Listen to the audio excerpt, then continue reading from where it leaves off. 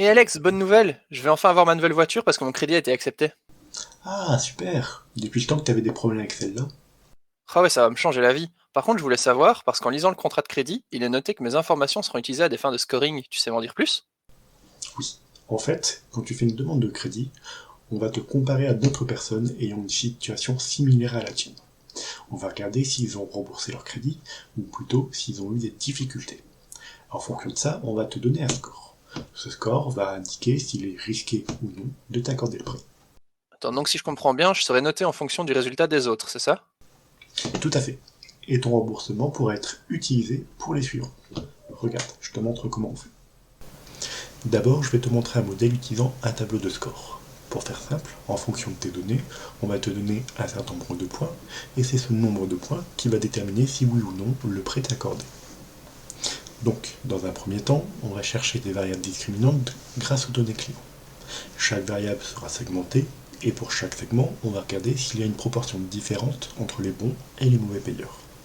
Pour cela, on va utiliser deux notions, que sont l'évidence et la valeur de l'information. Ces deux notions, qui dans notre cas dépendent directement d'une comparaison entre la quantité de bons payeurs et de mauvais payeurs.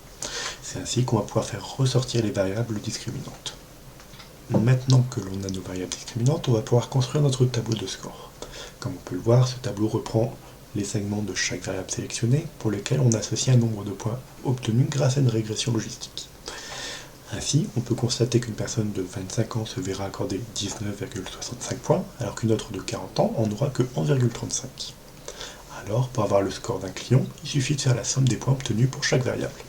Maintenant, avoir un score, c'est bien, mais il nous faut déterminer la limite pour laquelle on accepte et refuse la demande. Donc, ça va dépendre de la politique de l'entreprise. Ici, je vais utiliser le coût du risque. C'est un indicateur qui permet de suivre les pertes dues au non-remboursement des prêts.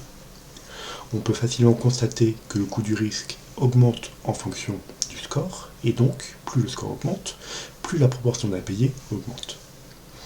L'idée est donc de fixer le seuil de manière à limiter le coût du risque, et donc limiter les pertes, mais également limiter les clients en défaut de paiement. Car n'oublions pas, l'inscription au fichier national des incidents de remboursement a de lourdes conséquences dans la vie du client. Alors, je te l'accorde, ce genre de modèle peut sembler un peu simpliste.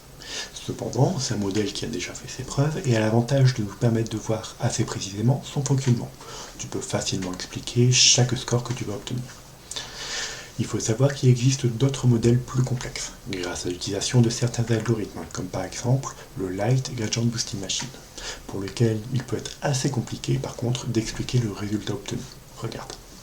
Première chose à savoir, c'est que l'algorithme est basé sur des arbres de décision. Il va y avoir des spécificités par rapport à un random forest plus classique.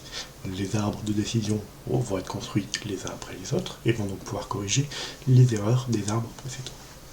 On va également avoir une construction des arbres qui sera différente et qui demandera une quantité de données plus importante pour pouvoir entraîner le modèle efficacement. Il faut aussi noter que, contrairement au premier modèle, il est plus compliqué de suivre ce qui se passe entre le moment où on entre les informations clients et le moment où on récupère le score. On peut obtenir un visuel, comme celui-ci, avec les principales variables utilisées et leur impact sur le score, mais dans certains cas, ça peut s'avérer insuffisant pour comprendre le score obtenu. Maintenant, il ne nous reste plus qu'à déterminer le seuil. On va donc retrouver ici notre courbe croissante qui représente le coût du risque en fonction de la prédiction du modèle. Il nous sera donc possible de sélectionner le seuil de manière à limiter les pertes et ainsi pouvoir indiquer si la demande doit être acceptée ou refusée.